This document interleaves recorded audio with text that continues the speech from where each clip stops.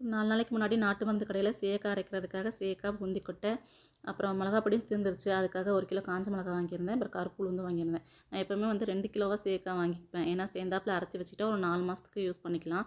எங்கள் வீட்டில் நாங்கள் 3 பேரும், நானும் என் குழந்தைங்க மட்டும் எப்போவுமே சேக்காய் தான் யூஸ் பண்ணுவோம். என் ஹஸ்பண்ட் எப்பயாவது யூஸ் பண்ணுவார். என் பசங்களுக்கு நான் 1 வயசுலேருந்தே சேக்காய் தான் யூஸ் பண்ணுறேன்.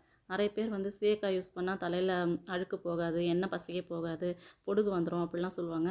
அப்படிலாம் கிடையாதுங்க. பூந்தி கொட்டை வந்து நம்ம அதிகமாக போடணும். நான் இப்போ 2 கிலோ எடுத்திருக்கேன் சேக்காய். அதுக்கு வந்து 3/4 கிலோ யூஸ் பண்ணியிருக்கேன். 2 கிலோ சேக்காய்க்கு 1/2 கிலோலேருந்து 3/4 கிலோ வரைக்கும் பூந்தி கொட்டை யூஸ் பண்ணலாம்.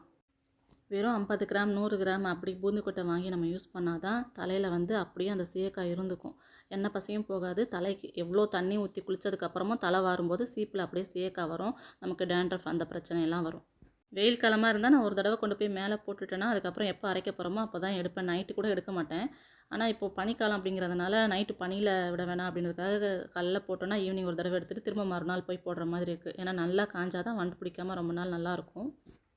இன்றைக்கி சண்டே அப்படிங்கிறதுனால லஞ்சுக்கு வந்து மீன் எடுத்திருந்தோம். அதோட ஈரலும் சுவரொட்டியும் வாங்கிட்டு வந்திருந்தாங்க. சுவரொட்டி வந்து இன்றைக்கி கொஞ்சம் பெரிய சைஸாகவே இருந்துச்சு.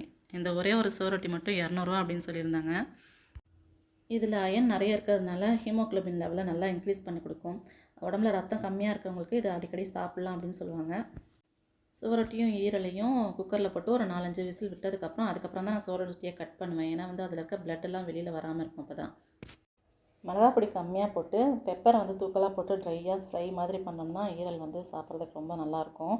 குழம்புக்கு என்ன பண்ணேன்னு பார்த்தீங்கன்னா அந்த தலை பீஸும் அப்புறமா 2 வால் பீஸ் மட்டும் போட்டு கெட்டியாக குழம்பு வச்சுருந்தேன். இன்றைக்கி மீன் குழம்பு வந்து பார்க்குறதுக்கும் சூப்பராக இருந்தது, சாப்பிட்றதுக்கும் ரொம்ப நல்லா இருந்துச்சு. ஏன்னா இதுக்கு முன்னாடி எங்கள் வீட்டில் புளி வாங்கியிருந்தாங்க. இந்த விளக்கெண்ணெயெல்லாம் ஊற்றி இடித்து கொடுப்பாங்க பார்த்தீங்களா, அந்த புளியை தான் நான் யூஸ் பண்ணிகிட்ருப்பேன். அது வந்து கொஞ்சம் பிளாக்காக இருக்கும். குழம்பு பார்க்குறதுக்குமே கலர் வந்து பிளாக்காக தான், கொஞ்சம் டார்க்காக இருக்கும்.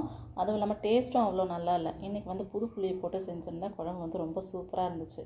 நான் ஒரு 12:45 பக்கம் தான் ஸ்டார்ட் பண்ணேன் சமைக்கிறதுக்கு. இதெல்லாம் முடிக்கிறதுக்கே 2:30 ஆயிடுச்சு. அதுக்கப்புறம் தான் சூடாக போட்டு சாப்பிட்டோம்.